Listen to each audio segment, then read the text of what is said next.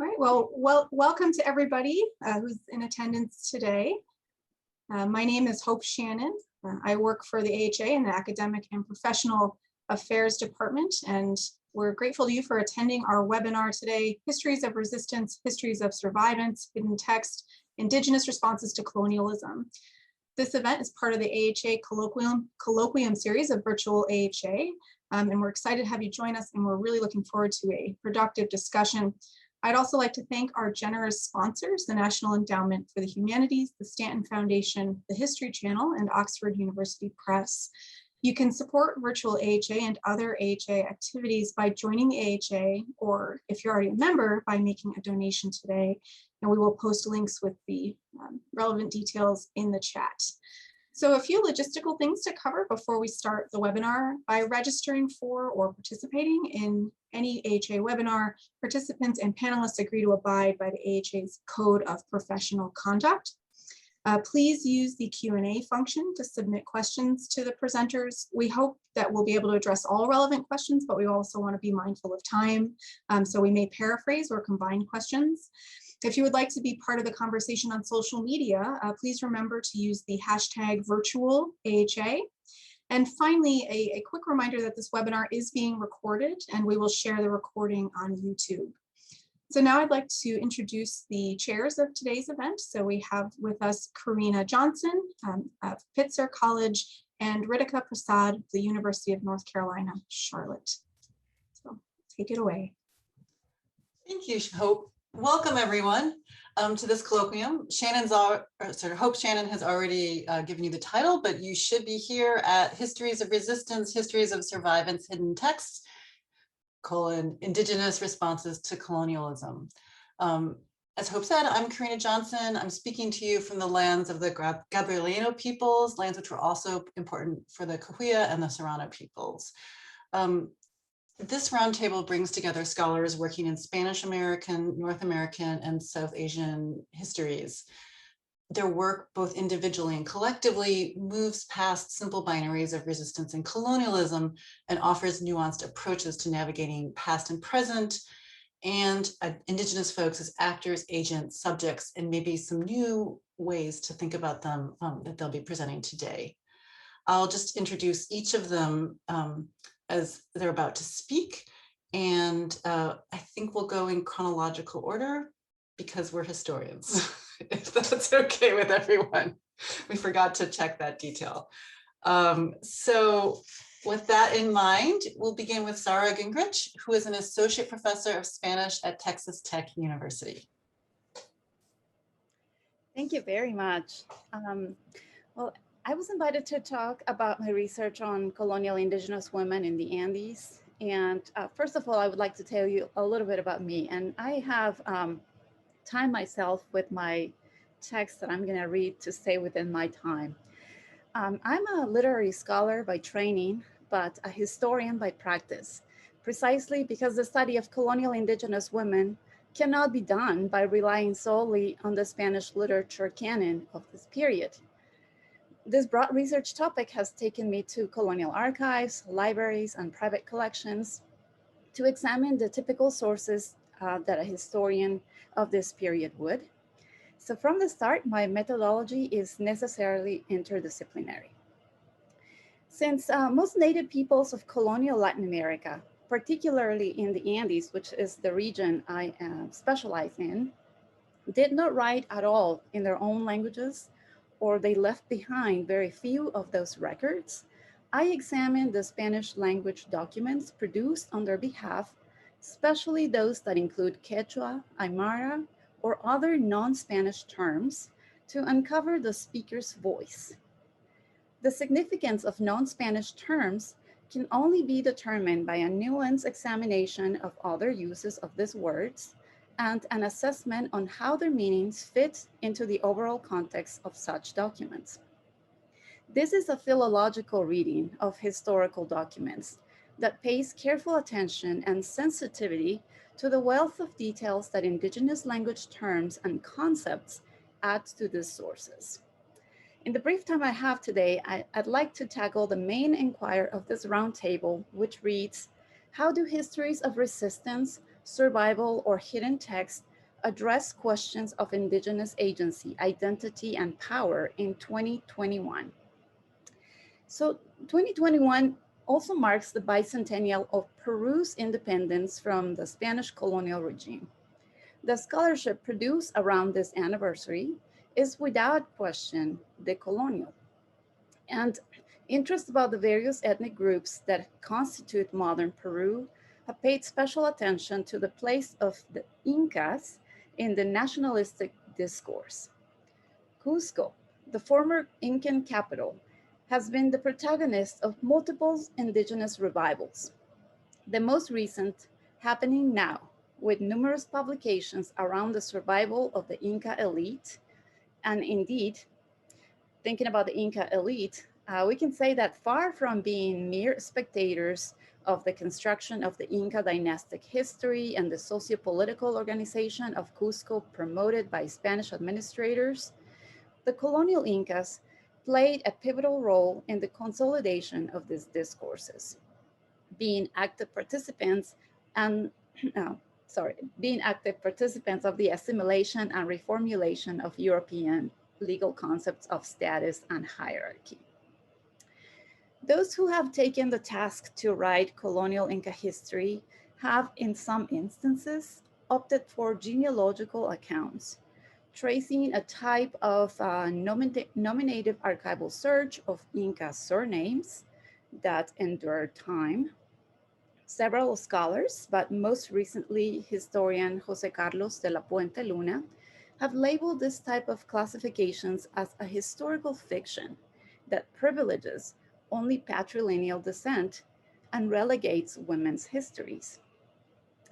In the last few years, the term Inca, and I put this in quotes, has been reassessed by Andean scholars who argue that this was not an ethnonym, but a title that was exclusively masculine. The title was given to young males after a mandatory test of physical endurance and warrior prowess. Not everyone could claim the title of Inca. Rather, it was reserved for members of some 15 ethnic groups in the Cusco region at the time of the imperial expansion. The men that had obtained the Inca title kept it through their lives, and they were also subject of other internal classifications. So, if the term Inca should not be applied to this whole ethnic group, but to some male members of the social units, we should also revise the classification of the women at the same level within these polities. The Incas, as we are very used to use the term, commonly understood as the male rulers of these ethnic groups, were often accompanied by their koyas. The term koya is defined as the spouse of an Inca, usually his sister wife. And this title had no contradiction until recently in the scholarship. But a rereading of sources of Andean pre-Columbian history has identified a few case studies of koyas who were not related by blood to male rulers and yet still held political power in the statewide decisions. Colonial documentation also includes the title of koya for certain women linked to other indigenous Andean nobilities. A close reading of the context in which these koyas appear suggests new meanings. The Spanish Jesuit scholar Bernabé Cobo, for example, associates the word koya with mining activities. Indigenous miners, he says, refer to the mineral veins located in mountains as koyas, and they revere them as if they were people. Ludovico Bertonio, another Spanish priest and linguist, explains that any noble woman, regardless of her ethnicity, could be a koya. These two sources, along with additional documentation, invites us to rethink the meanings of this term and explore how it was used in the colonial period. I'll provide one example, the example of Cusi Huarcay, a woman of Aymara descent and the widow of Saidi Tupac, the ruler of an independent Inca kingdom in Vilcabamba, which is northwest of Cusco, for those of you who may be familiar with this region. As a diplomatic peace negotiation between Incas and Spaniards in the mid-16th century came to nothing with the death of Sairi Tupac, Cusihuarca Coya's husband, she found herself as a vulnerable and isolated widow, abandoned by her own kin and left at the mercy of those who sought to take advantage of her. Or that is at least the most accepted version of her life. Yet, there are more facets about this Koya's life that have gone unnoticed, such as the wide social networks she was able to build around herself, her involvement in the politics of a connected world, and her access and control of mines and minerals, which supports the argument about the symbolic connection between metallurgy and women. And that's where I will focus the rest of the talk. As the global demand for American silver in the 16th century became the most important issue in the Spanish Empire, the discovery of new mines was imperative. As it turns out, Cusihuarca Coya owned several gold, silver, and mercury mines, but she would only reveal them under her own conditions. In the latter 1570s, she decided to reveal a couple of her mines to the Spanish governor of Vilcabamba. She declared years later that she even sent her female servant, the one who cared for these mines since the time of her ancestors, to show him the place.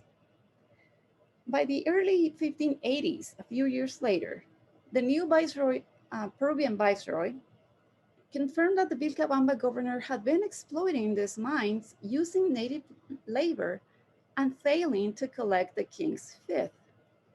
Cusihuarca had discussed these issues with this viceroy and made him a proposal. She would reveal the location of her mines to help Spain in its fight against, and I quote, the Lutherans that go against the divine will. But she would lead the way.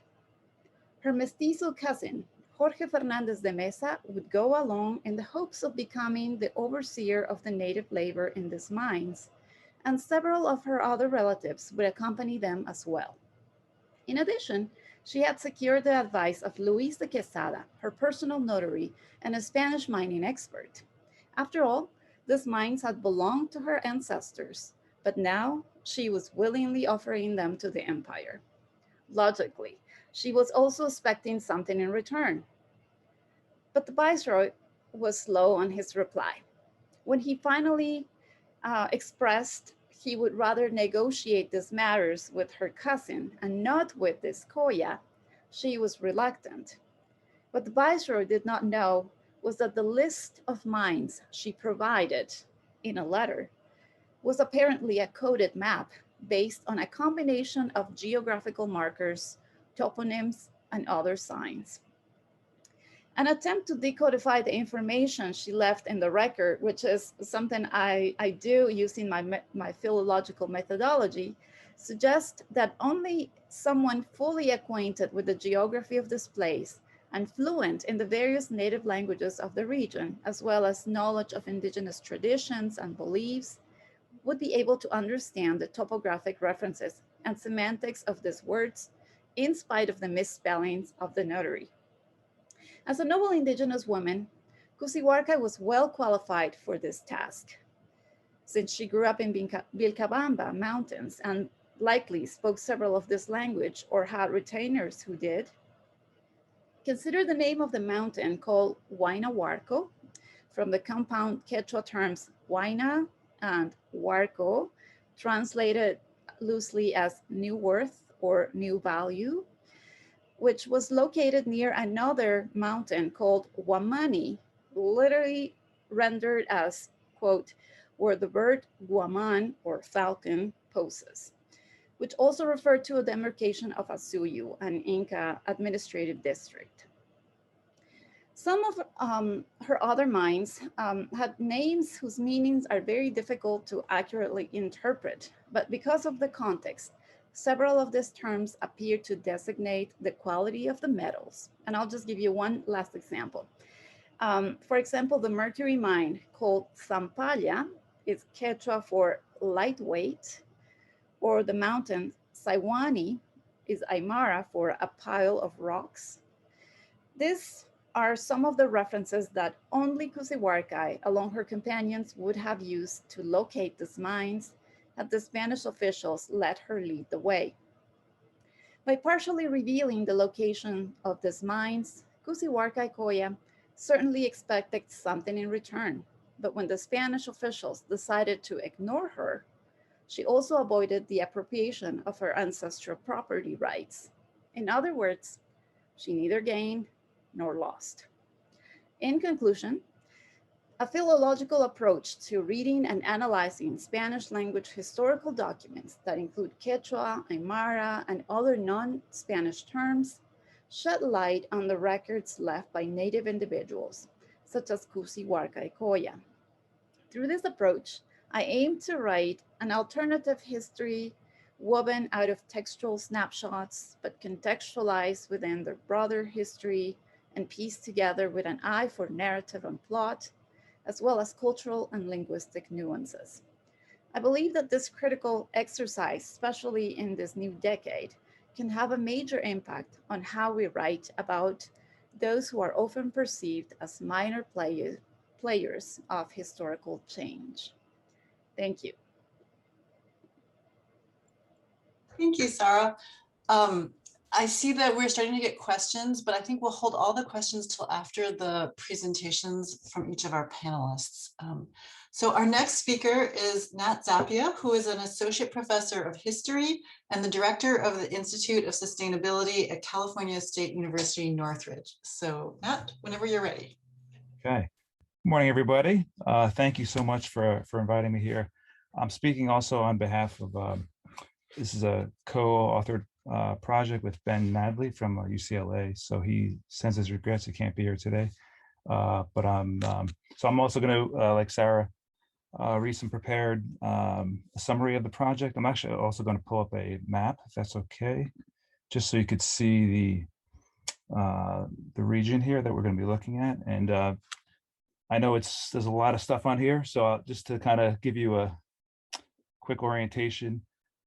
This is the Colorado River region, which we're going to be talking about. The Colorado River is right in the middle of the map here, and it's a map of course, indigenous territories, indigenous and Spanish colonial roads, and of course, Spanish missions and presidios and pueblos.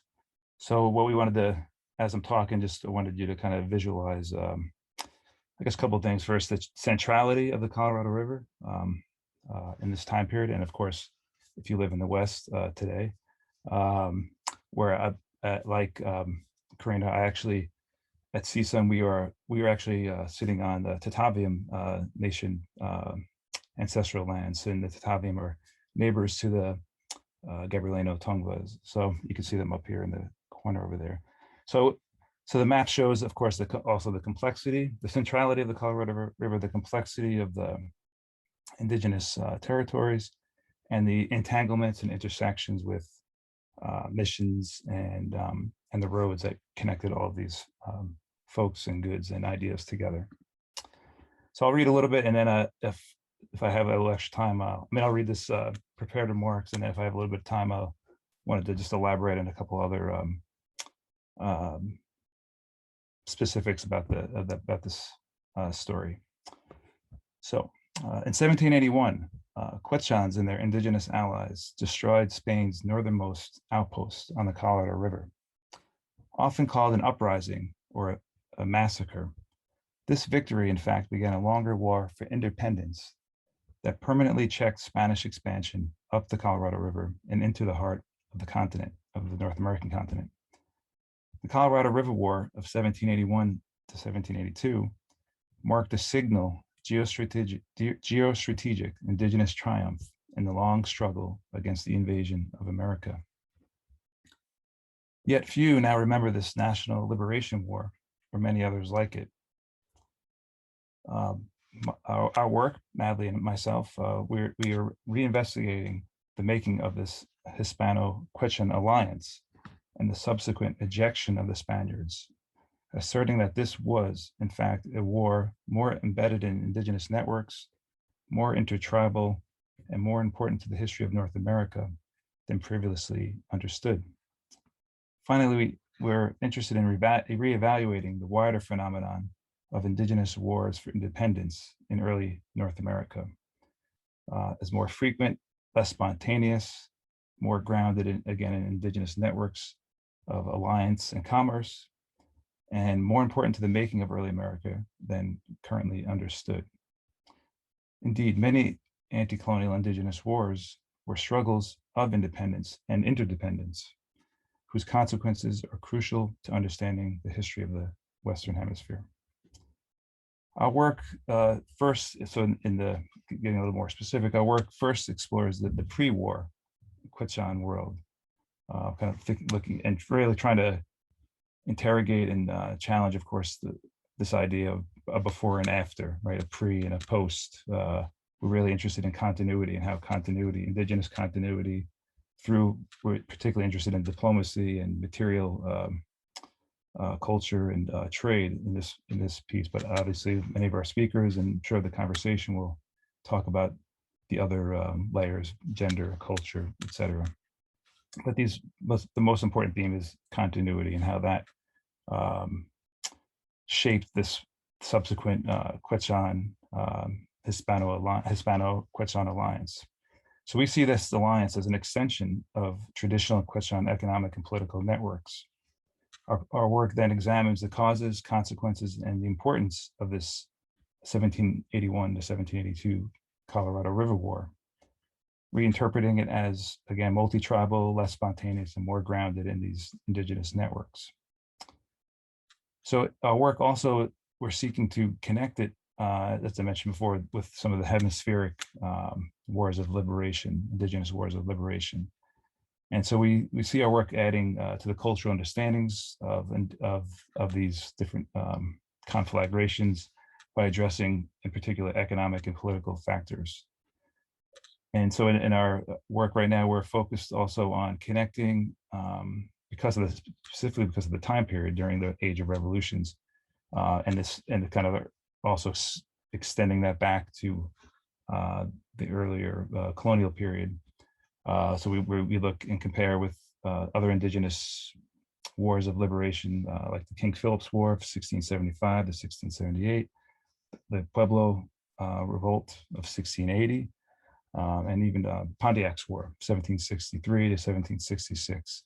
So we see this, we're trying to suggest the importance of, I was supposed to be reading off the script, but obviously I have a hard time doing that. Sorry. We see this as suggesting the importance of interdependence to multi-tribal independence, that the direct relationship there, to multi-tribal independence struggles, as well as their importance to the history, again, of the Western Hemisphere.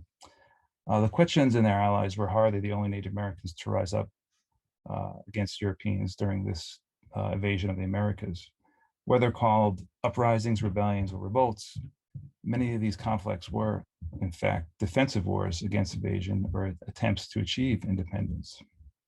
Such actions were common responses in the Age of Empire and the Age of Revolutions, whether against colonists, missionaries, soldiers, or all three.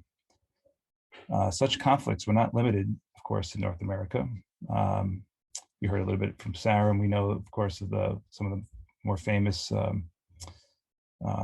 wars, such as the Tupac Amaru uprising between 1780 and 1783, when tens of thousands of indigenous people in what are now Argentina, Bolivia, Chile, and Peru rose up to attempt to throw off the Spanish colonialism, leading to major reforms led by the new Viceroy of Peru, Teodoro de Croix. Indeed, resistance helped to shape the hemisphere as a whole. And through the early 19th century, in fact, more than half of the Americas still remained native, which is something that's obvious, but something to always point out and remember, that half of the territory still remained native through the Age of Revolutions. Indigenous attempts to repel invaders or eject colonists have often been rendered as exotic, spontaneous, and carried out by individual tribal nations.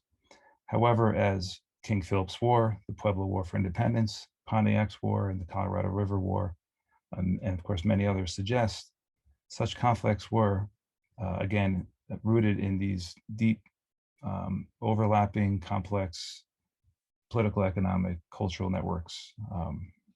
And in the region that we're looking at, where roads were critically important. I mean, the desert acted as an ocean, if you will, and these trading posts and roads were kind of the sailing lanes, so they really needed to be calculated, measured in terms of making the arduous journeys between missions and between villages. And so there was a lot of thought planning around economic interactions and diplomacy. So a lot of this was very intentional, and again, deeply rooted in history rather than ahistorical relationships. So in conclusion, studying Indigenous liberation wars in early America presents both an opportunity to explore commonalities between such events across time and space, as well as a lens through which to better understand both the nature and importance of Indigenous economic and political networks in the pre-colonial and revolutionary Americas. To be sure, culture was a crucial factor uniting Indigenous nations against colonists. Yet economic independence also bound Native Americans, nations together in profound ways. So too did diplomacy, creating strategic alliances and regional balances of power. Multi-tribal wars against colonialism provide windows into these crucial networks. Now I'm going to conclude. So finally, studying these wars, once again, helps us free ourselves from this declensionist narratives, right? War as a last stand, Indigenous resistance as the final battle cry, if you will.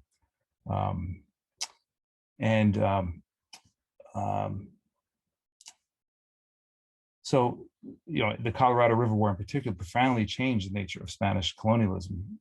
In fact, in the Southwest and in the Far West, what is now known as the Southwest and Far West in the U.S. Both pushed back. The Colorado River War pushed back an empire like the Pueblo Revolt of 1680. It forced the Spanish Empire to change its policies, and in fact, in the Colorado River, it permanently eliminated any Spanish presence in the region. It remained indigenous for another 80 years. So other indigenous independence wars likewise profoundly shaped early America and deserve our attention. Better understanding them and better understanding these connections, these indigenous networks as the impetus and the kind of the indigenous, of course, agency, we use that word a lot, but instead of defensive, but offensive and calculated military, political, diplomatic maneuvers as really the levers of these early histories rather than simply reactionary. So better understanding these may, of course, lead to a clearer picture of pre-contact Native America, early America, and the history of the hemisphere as a whole. So I'll stop there. I think I've used up my time. I'm not sure if I did, but I did. Okay. So I'll stop there. Hopefully in the Q&A, I could talk a little bit about some of the characters that played a critical role in this war, this Colorado River War. So thank you so much.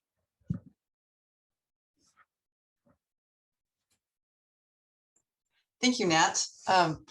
Next, we have Katrina Jagodinsky, who is the Susan J. Rosowski Associate Professor of History at the University of Nebraska in Lincoln.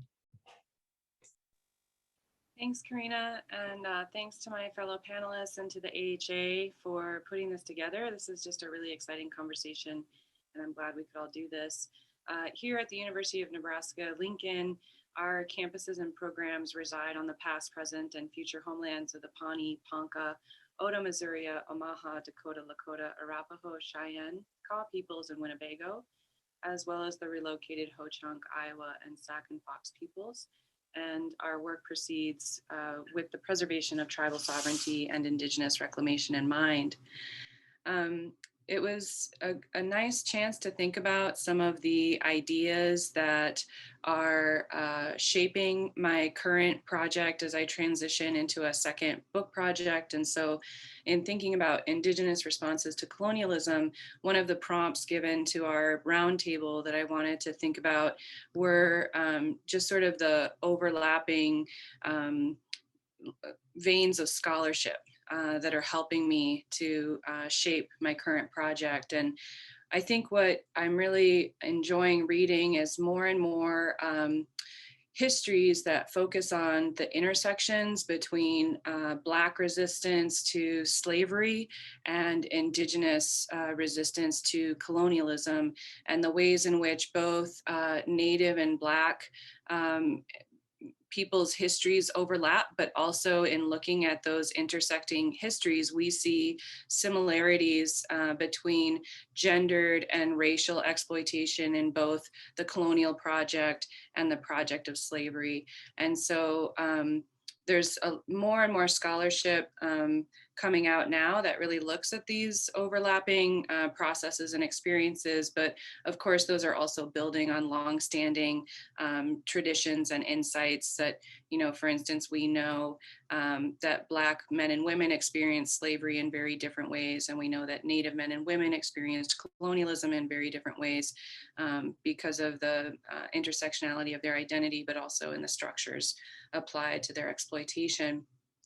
So I'm trying to take these understandings that are thriving, I think, in historical literature right now to my own focus on habeas corpus petitions over the long 19th century in the American West, and thinking in terms of patterns in the use of habeas among marginalized legal actors over the long 19th century. It is very clear that Black and Native petitioners are learning from one another and are using habeas to challenge some shared yet distinct forms of exploitation.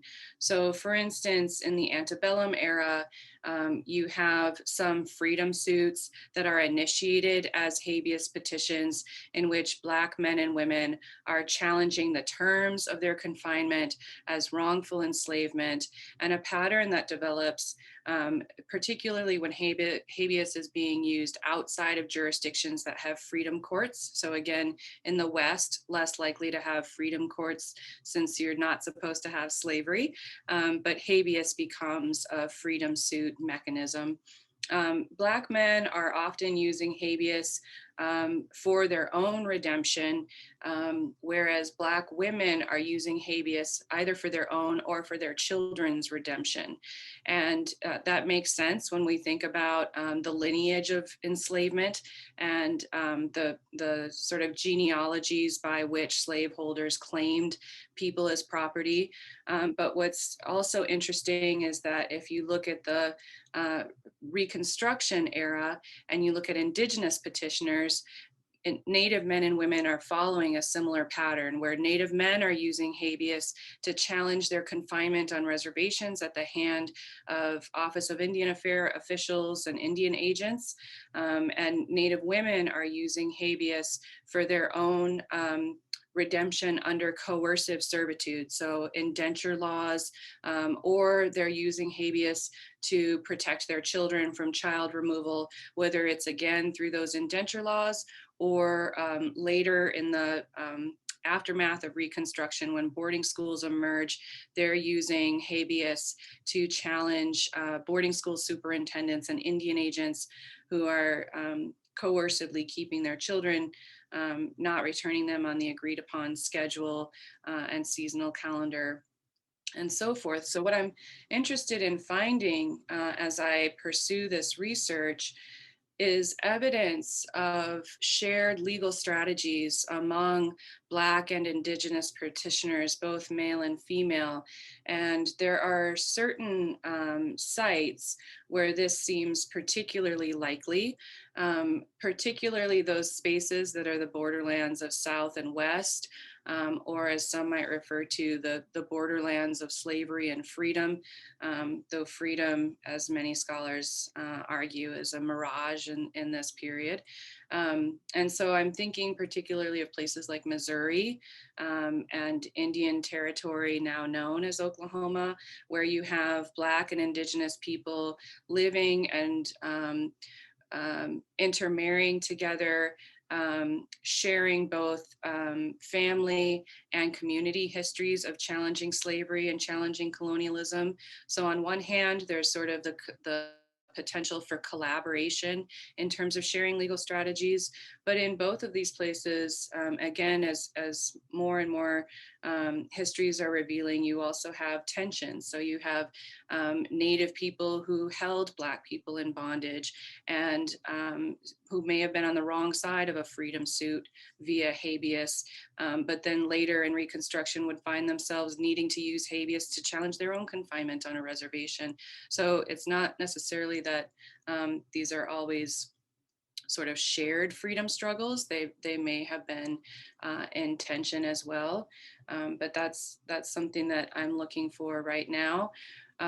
What is clear from the petitions that I've been able to look at so far is that there's a broad network of legal knowledge circulating among Indigenous petitioners. So for instance, among male Indigenous petitioners, you have early cases in Kansas that then show up in patterns in Nebraska and then in Washington. And then, you know, the increased tension within the Office of Indian Affairs in frustration with the legitimacy of these habeas petitions challenging federal authority to confine Native men on reservations within their own correspondence generates an increased willingness to use violence to coerce people to stay on reservations that culminates, as many of us know, in the Wounded Knee Massacre. But what was a surprise to me was to find that officials in the Office of Indian Affairs were referring to this problem of habeas as a legal mechanism for Native people to reject the authority of the Office of Indian Affairs. So that, I think, is something that is to me very powerful in terms of really seeing this pattern of developing legal strategies against colonialism among Native petitioners. Another pattern that emerges is among Native women using habeas to challenge child removal, both in terms of using habeas against individual settler colonists who have either formally or informally taken their children as domestic servants and field hands in the West in response to the desire for coercive labor in the aftermath of abolition, but also then using habeas as a tool against Indian officials in boarding schools, so much so that by 1892, you have the Office of Indian Affairs referring directly to the use of habeas as a need to ease up on its sort of coercive and compulsory attendance policies. And internally, they do change their policy. As anyone who follows the history of Indian boarding schools knows, they didn't follow their own policies. And so coercive attendance continued. But into the 20th century, families continued to use habeas as a means to bring their children home, much to the rage, frankly, of Indian agents and boarding school supervisors. So that's where I'm at in the process so far. And I think, again, stepping back big picture, I have a very close focus on these habeas petitions in my project, but really what frames my approach in understanding these petitions and putting them in conversation with one another is thinking about the methods of critical race theory, of Black feminism, of Native feminism, of decolonizing methodologies as a way to highlight the persistent challenges to slavery and colonialism that I think are powerfully manifested today in projects like the 1619 Project, in movements toward land reclamation and reconciliation that are in response to long known but higher profile accounting of the genocidal practices of Indian boarding schools. And so even though I'm focused on the long 19th century, I do hope that my work supports the conversation that scholars from a variety of disciplines are having today, both, in response to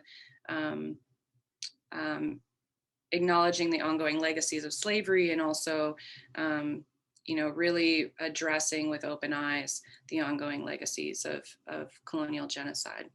So I don't think I'm taking up my full 10 minutes at all, but mainly because I'm excited about the conversation that we can all have together. So I'm gonna wrap up there. Thank you, Katrina. Our final panelist is Ishita Pande, who is the Associate Professor of History at Queen's University in Canada. I debated whether to say in Canada, but there is more than one Queen's University, so I'll just say that so people can find you when they have further questions. Thank you, Carina. Thanks so much, both to Carina and Ritika for inviting me to this panel, and to the HA for hosting this, and to my fellow panelists from whom I'm learning so much. I join you today from my home in Kingston, Ontario, where I live and learn on traditional Anishinaabe and Haudenosaunee lands. The panel, when I was invited onto it, we were asked to think about the frameworks and influences that we've been utilizing in our own work. And in thinking about agency, resistance, and survivance, and how these have been used to frame our understanding of different colonial contexts. We were also asked to think about post-Marxist frames and the limitations of using Marxist frames in approaching our different contexts. I would begin by saying that my own paper is perhaps a little bit far removed from the papers you've heard so far, because I work on South Asia and colonialism in South Asia. And also I'm using this opportunity to not talk about a new project, but to talk about a book that I just finished writing. It's called Sex, Law, and the Politics of Age, and to use the prompts that were provided to us by the organizers to think back on how I am sort of thinking about agency, and to talk a little bit more about the field from which I'm writing, which is South Asia. Like Katrina, I would like to just frame this by saying that I found critical race theory, and particularly I use the work of Charles Mills, and critiques of secularism, and I'm referring particularly to the work of Sabah Mahmood, as frames of reference that have sort of pushed me to think about agency and resistance well beyond where I think we were going in our field.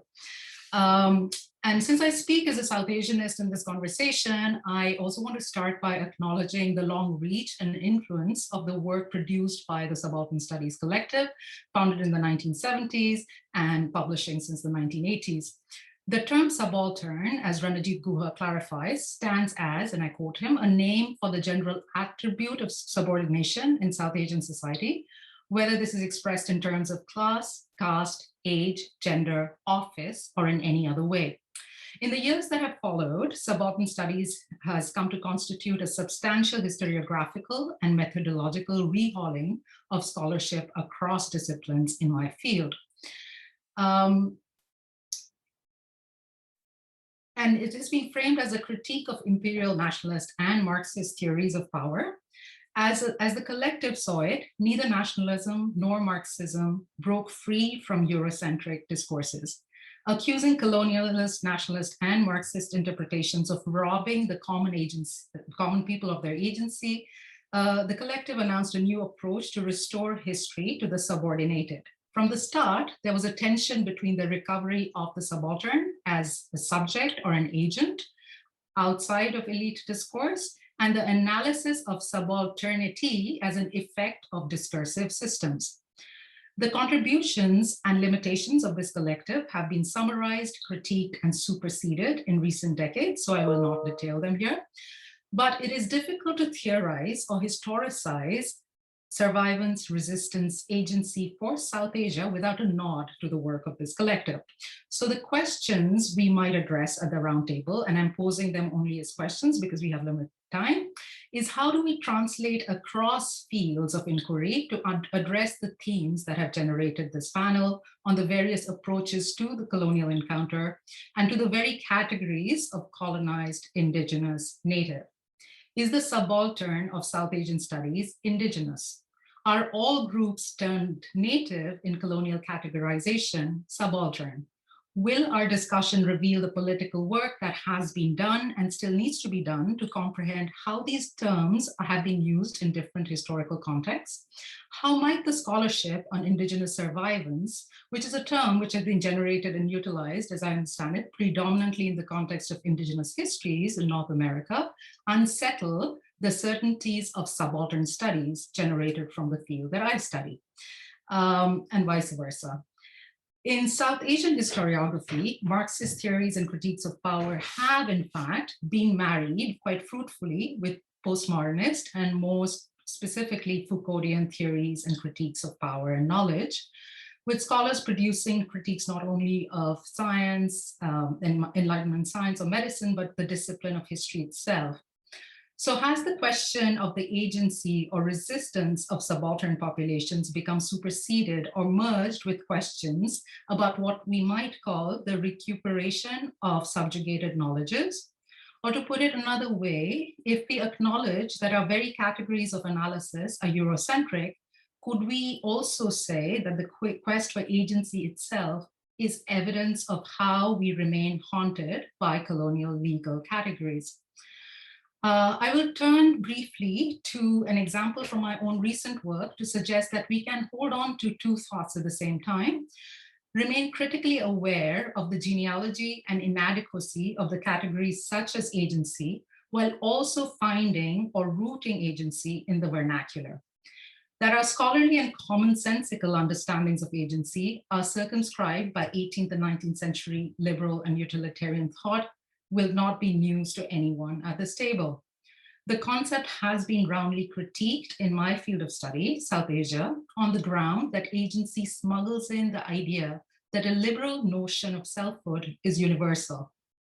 In my own work, I have taken these well-known critiques of liberal thought to scrutinize the attendant juridical notions of the relationship between age and agency as a way to explore some questions anew.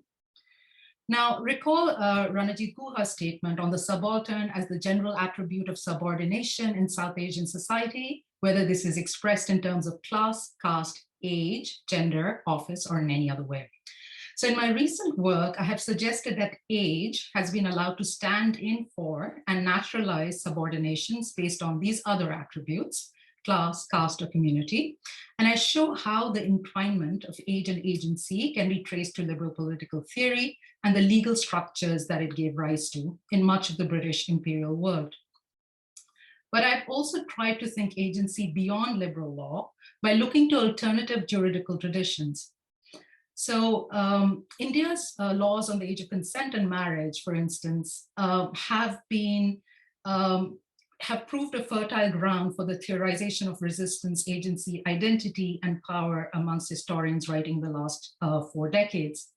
I depart from much of this work by taking up Sabah Mahmood's provocation to go beyond understanding the compatibility of colonized epistemes with liberal thought, to ask instead what it would mean to take the resources of Islamic tradition and question many of the liberal political categories and principles for the contradictions and problems they embody. So I propose that a scrutiny of the articulation of consent within colonially administered Muslim personal law in South Asia helps reframe and widen the understandings that we have held on to of resistance, power, as well as agency. In one of the chapters of my recently concluded book, for instance, I scrutinize how a principle of the option of puberty was utilized by Muslim child wives to leave behind marriages contracted for them in their childhood as they attained puberty. Muslim judges trained in colonial law and sitting in colonial courts seamlessly evoke the principles of equity, of justice, equity, and good conscience to uphold Islamic principles and Islamic ethics, which were hitched to the idea of the option of puberty, to rule in favor of women seeking to leave their husbands behind in defiance of the wishes of their husbands or the guardians who had contracted the marriages. So I explored concepts of ijab and qabul, or declaration and acceptance, to see whether qabuliyat, which means something between consent and acceptance, tells us something about agency as well as point to its limits. So I build on scholarship from South Asia that shows us how to remain skeptical of, say, agency, acknowledge its roots in colonial epistemes, while also learning to recognize it and name it otherwise. So to conclude, we were invited to talk about theories of agency, power, and identity. And in my own work, I've focused largely on agency to hint at the history of power that circumscribes our knowledge of the term. And I will end with posing the indigenous as a question of knowledge as well as identity.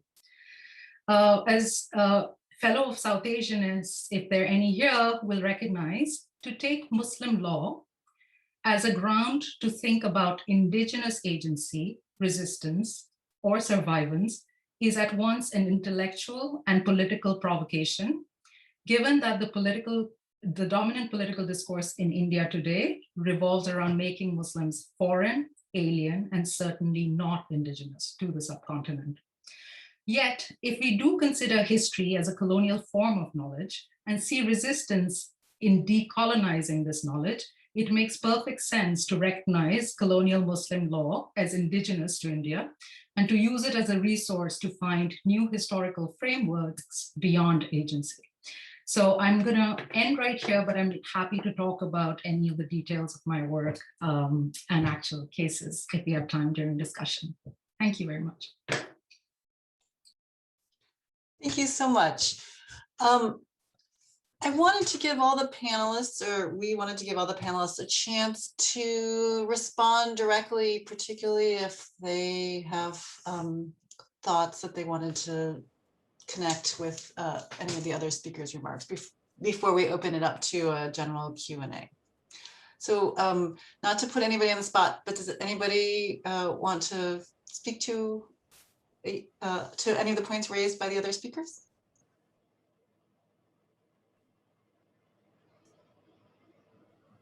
I just wanted to say that I'm really looking forward to reading Ishita's book, because there are, in my project, I'm looking at many habeas petitioners, including Black and Native petitioners, but not limited.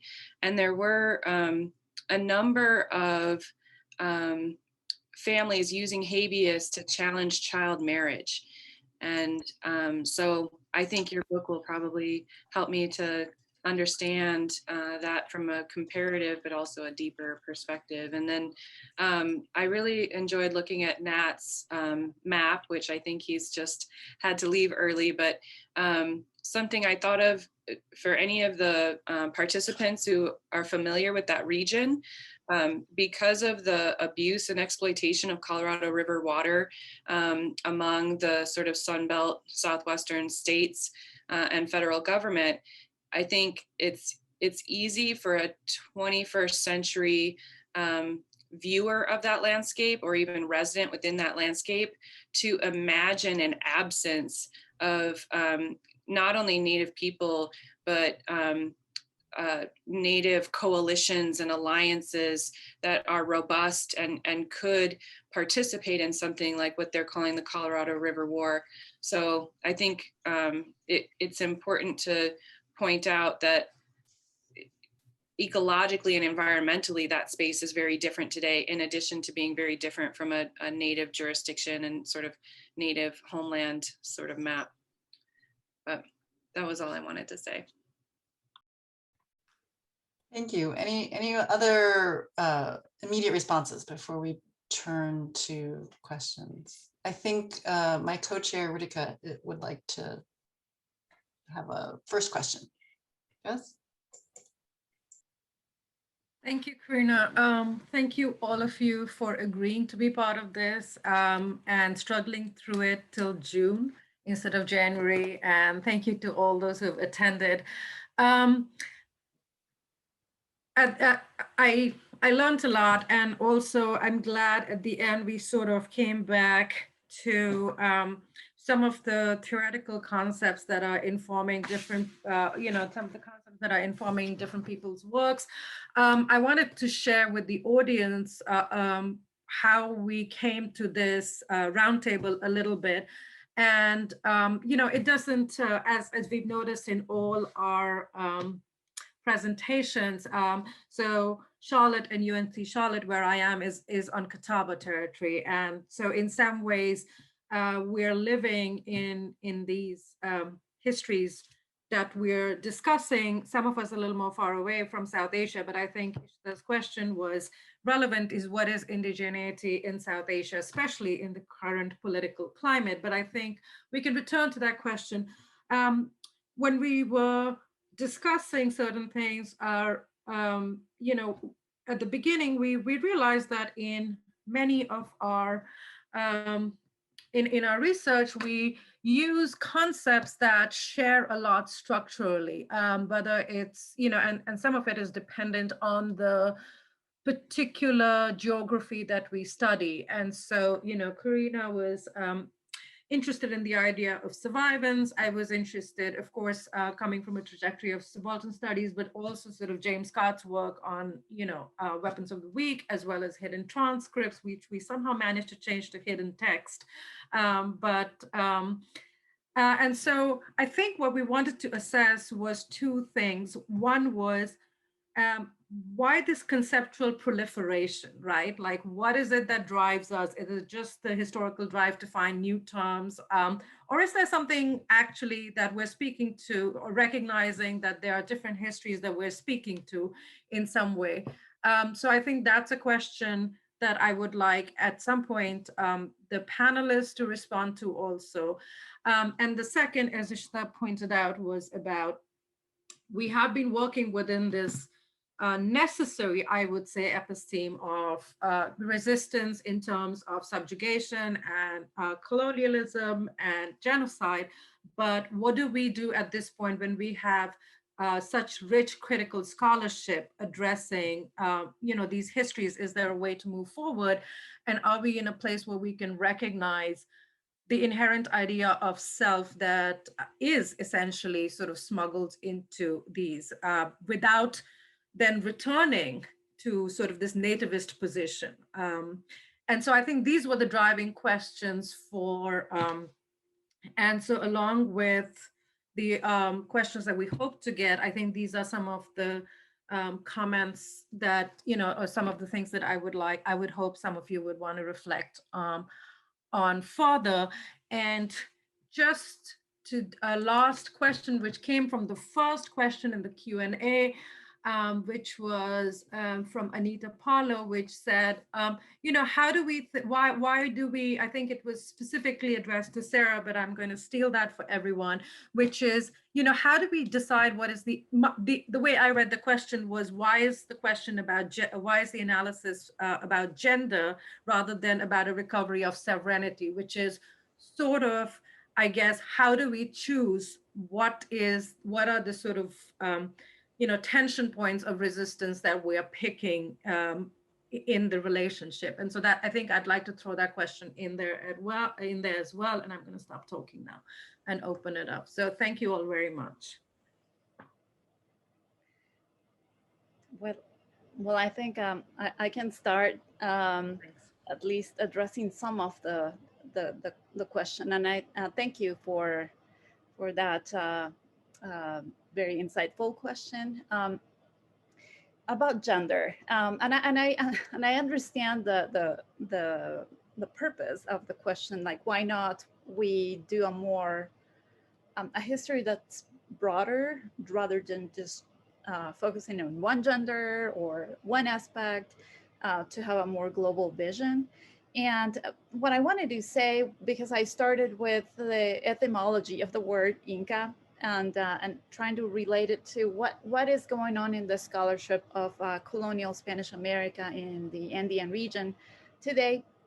I think a lot of the scholarship that has been produced has necessarily has focused on this concept of what it means to be an Inca today. Because today, 2021, there's still people that claim Inca nobility. And a lot of these people that do claim Inca nobility talk about resistance and talk about endurance and talk about all these other concepts that we cherish. But one of the issues with that is that this history, like my colleague Jose Carlos de la Puente was saying, it's basically a fiction because it has excluded women from the beginning. So my intention working with a gender perspective is to go back to our formative gender studies, where it's not just adding gender and everything will change, but it is how adding gender can also give us a new perspective on the history that we've been repeating for decades and decades.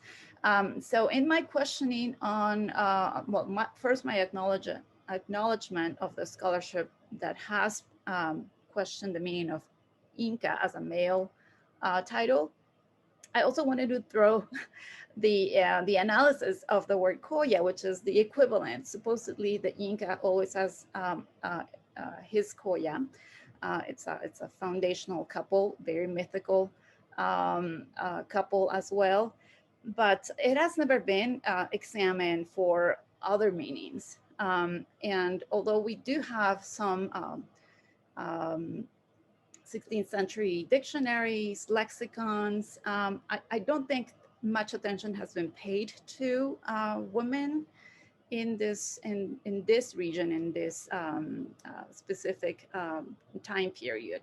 So I just wanted to add that, and by no means I'm saying that when I study women, I do not pay attention to what men are doing too, because most of the women that I have written about, that I do include in my scholarship, I found through men that were listed in the documentation, and apparently they were connected to these women that are hidden from the record. So that's my intention on focusing on gender, and I really want to also tie to an idea that Ishita mentioned, which is when we recover this, in my case, a terminology that is non-Spanish in Spanish documents, because in the Andes we don't have documents specifically written in native languages. I try to, what she was mentioning, recuperate subjective knowledges too. So some of these knowledges in meanings could also give us new perspectives on that aspect. So I would like to maybe leave it there and let others add them also. Thank you.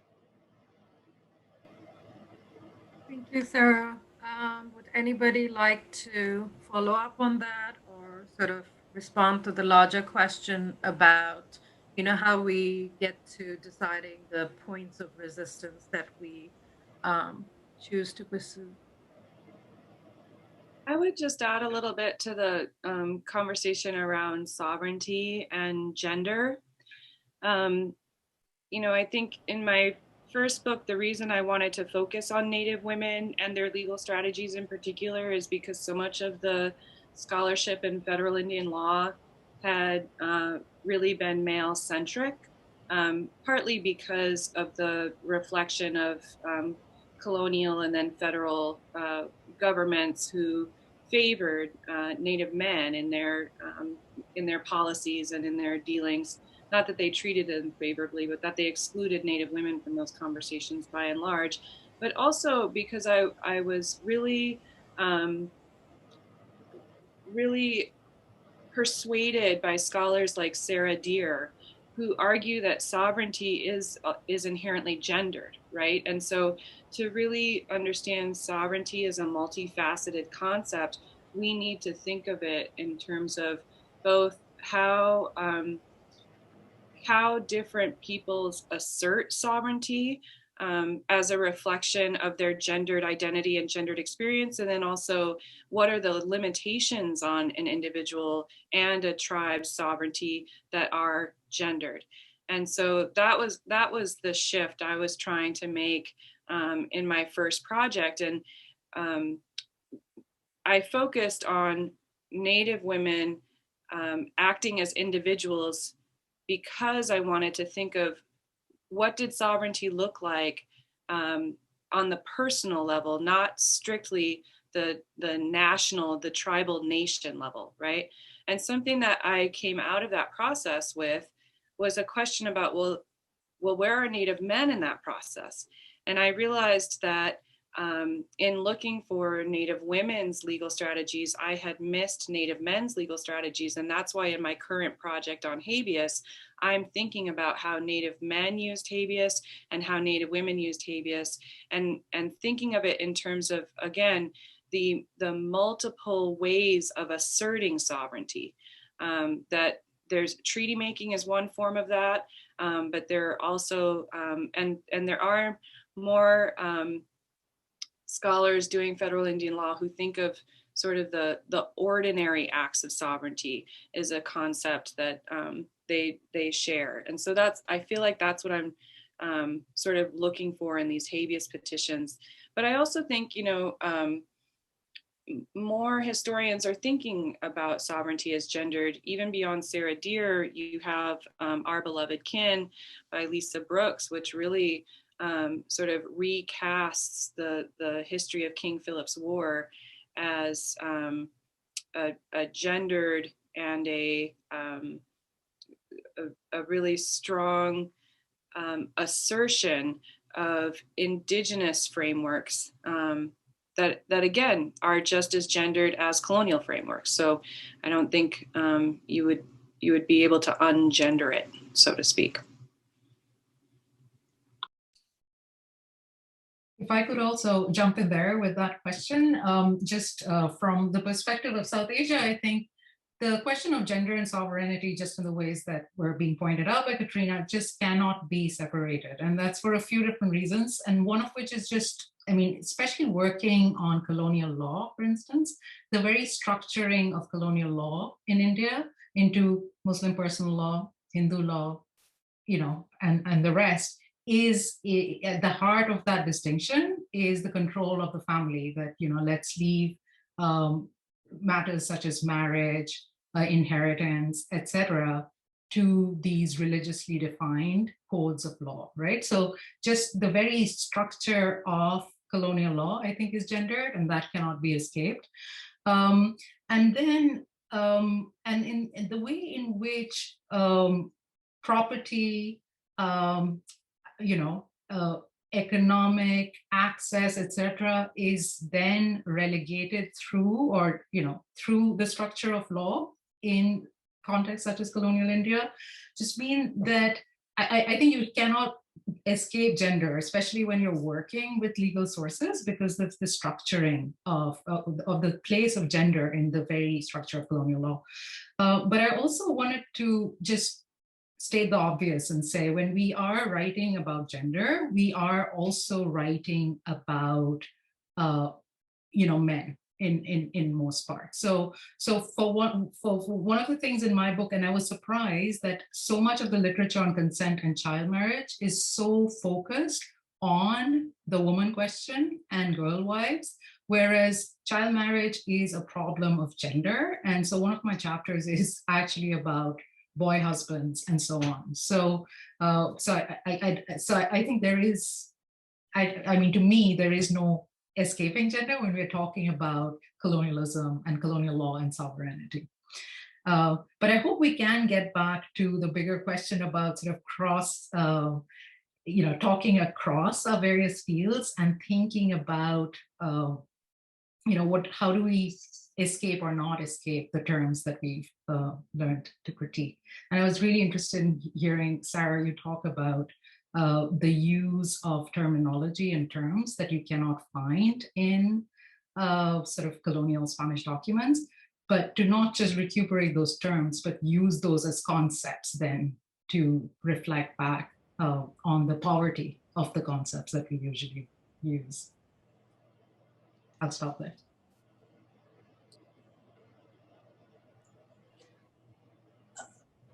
It's maybe picking up on that thread in terms of methods that work or have been developed in one context and might be useful in other contexts.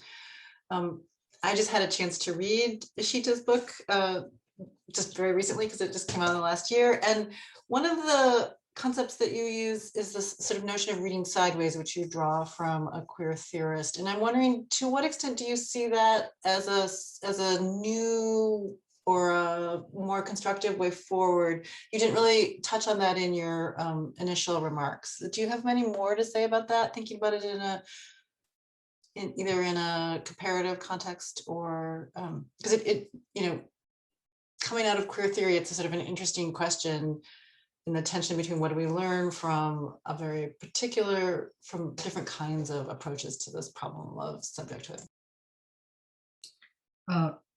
Thanks, Carina, for putting that question to me. And I think when I talked about reading sideways in my own book, I used it as a sort of as a way to reflect back on what I had in fact done already in looking at my archival material, which was to bring together post-colonial critiques of history writing with sort of what I see as queer critiques of temporality, along with critiques of secularism. So it's a very sort of specific and quirky way. So I'm not sure I think what it does something new in the context that I'm studying, because I think a lot of post-colonial critiques of temporality have passed into common sense in the field in which I write.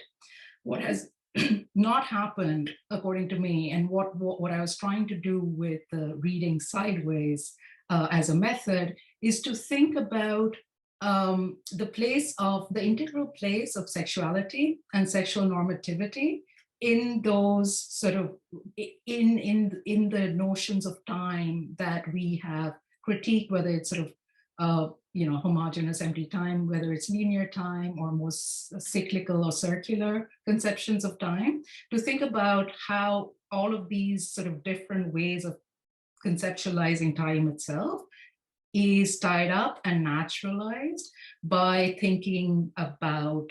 ideas of sexual normativity.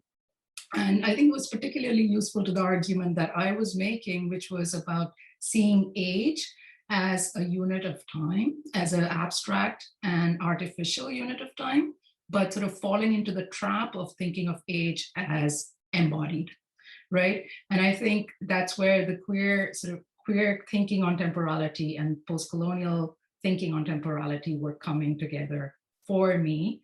And I hope that maybe that's one sort of idea that can or might translate, where we sort of, when we're thinking about time, that we also sort of continue to think critically about time not just as abstract, time not just as the history of sort of mechanical clocks, but the time of the body, and therefore the centrality of sexuality to thinking about colonial notions of time.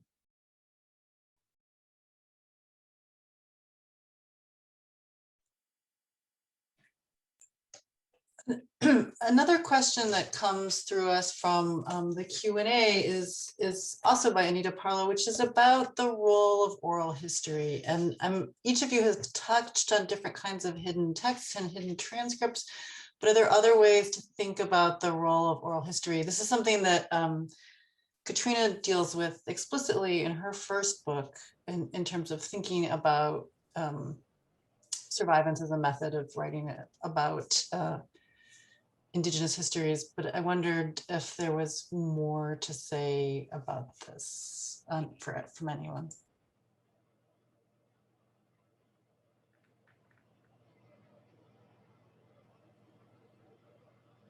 I think in my current work, what I'm seeing as an important oral history component is the testimony that's being given in the habeas petitions, which is clearly a sort of colonial legal archive or an exploitive legal archive.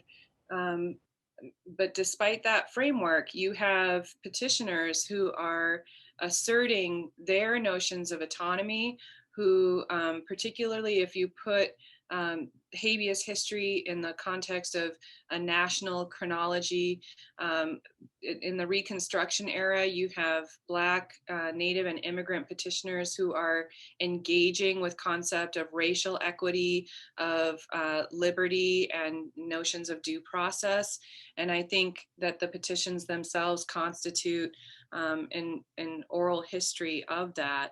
I also think that it's important for scholars when they have the capacity to build a dialogue with contemporary communities, to learn the oral histories that those communities are circulating about these histories. So in the age of COVID, it's been interesting, but a process that I'm learning and growing in is building shared Google folders of the archival material that I'm working with, and making those available to, for instance, tribal historic preservation officers or cultural resource directors and tribal offices, as a way of sharing material, but also sharing a conversation about both the scholarly intentions that I have and also the meanings that those histories have in their communities. So that's, and of course, we all know that you learn so much more than the archive can deliver when you find out what is significant about these histories for their communities today. So that's been kind of the process I'm using on this second project, since in person is quite limited. If I may add on the question of oral histories, I would like to say that because the region that I study and the time period in which I study it doesn't have written records, oral history has been a cause of contention, because all the records and the histories that we have of the indigenous peoples of those regions, not only the Incas, we need to think about other peoples as well, have been transcribed by the Spanish chroniclers through oral histories. And some of those histories have been very conflictive, because they each carry their own interest, right? So when we talk about oral histories, I think that's what complicates the matters more in Andean indigenous historiographies. There are still oral histories that are still around, but I probably wanted to think of that question as and going back just briefly to the subject of women in this historiography, and I think the documents that we have by women, obviously not written by them, but petitioned by them on their behalf. I think that is also a reflection of something that we consider oral history, and that we can take as their version of events or ideas. And that's why I just wanted to reemphasize that. That's why I do pay attention to this non-Spanish terms, because I think that is what gives us an access to that oral aspect of that history that is still there. And that's the way I would just approach the subject of oral history in what I do.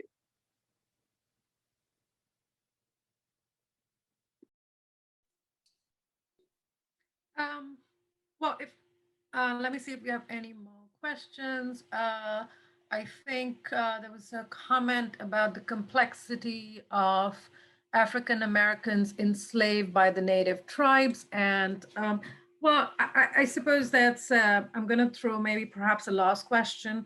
Nat has left, but I noted that he said one of the things that they wanted to sort of move away from was the sort of declensionist narrative that it was the last resort was this war, and he said we want to rehabilitate an idea that these were alliances and networks that were deliberate. I mean, there was deliberation, and I feel when Katrina was talking about sort of the use of habeas corpus, I kept thinking, well, that's a very deliberate way to decide what is going to be the most strategic process to use to make this claim.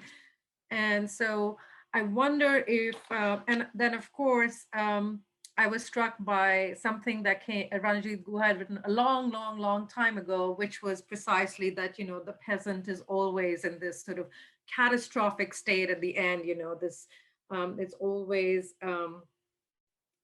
rebellion comes like a thunder, and it's all these metaphors of, and I wanted to think about, since everybody seems to have sort of incorporated very deliberately the idea of how much strategic thinking there is in the various ways in which we have talked about resistance. Just to return to that word, does that tell us that in some ways we have sort of moved beyond that narrative, or is that something you still think we are contending with when we talk about the histories that we are writing? And I'll just leave that open for whoever wants to jump in at which point.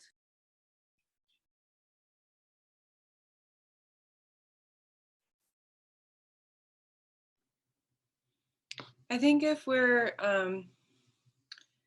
learning from concepts like survivance and histories of survivance, and we're using anti-colonial or decolonizing methodologies, then our histories of resistance need to anticipate, I feel like this is a little bit out of my field because it's not something that historians tend to do. But to think about Indigenous futurism and Black futurism, and to think about not just resistance, but revitalization and renewal.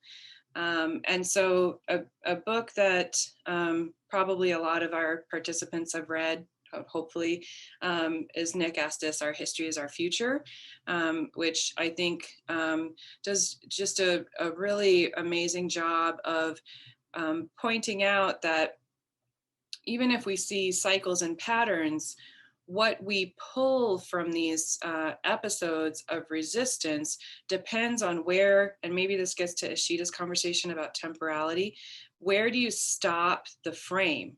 Do you stop the frame at the point of crisis, right? To Ritika's point, or just the thunderous moment?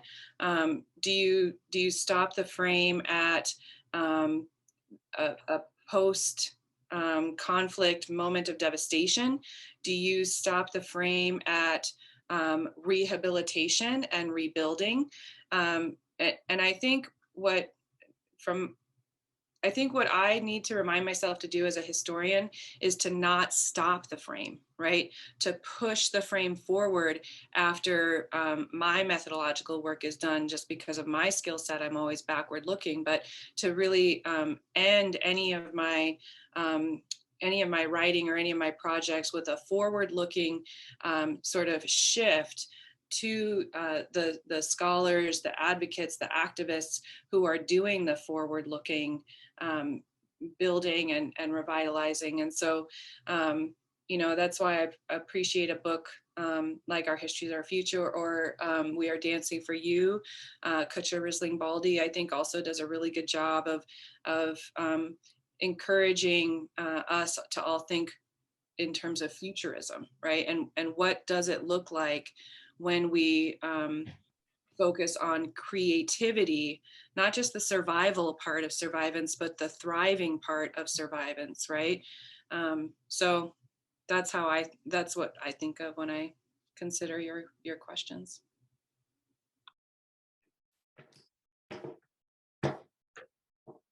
I was wondering also maybe in picking our frames, and because Katrina, you brought up the issue of futurity and what, you know, in sticking to our good historical methods when we are not sort of reflecting on these issues. But I think, I'm wondering if you can think a little bit about how we are responding to the present in our various works as well. Because I think when I raised the question about trying, or what I do in my work is to think of Muslim law as indigenous to India, is nothing but a response to the present, right? And I can come up with any number of theoretical justifications for it and call it reading sideways, but it's nothing if not a response to the political crisis in the present. And I'm wondering if you, the other panelists, feel this way about the work that they're doing. And that might be a way of getting through the issue of what are the frames that get picked up in our different contexts, because maybe we are responding to different crises in some way, right?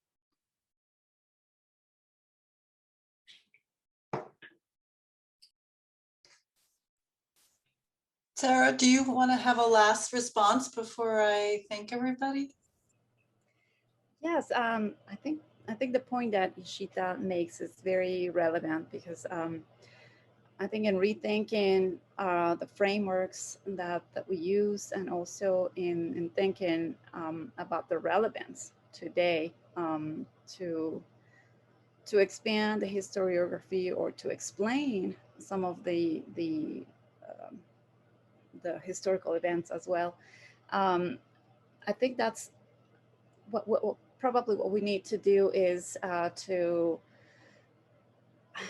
maybe not find out all the cause, but probably multiple events, right, that happening. And I'll just give going back to Nate's presentation when he talked about sorry, I'm taking my notes here, about revolutions, right? And how the revolution that he was talking about changed colonialism. And he was referring to briefly to the Great Rebellion, as it's known in the Andes in the 1780s by Tupac Amaru, which is very much going on these days with the bicentennial anniversary of Peru. Is what is should we just focus on, like in these examples of resistance and rebellions, on the successes of these movements or on the failures of these movements?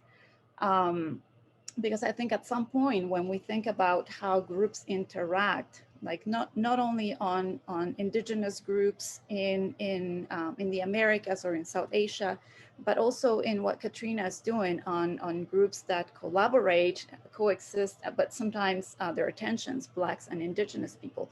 What's more effective to look at when we're writing histories about these tensions and these collaborations?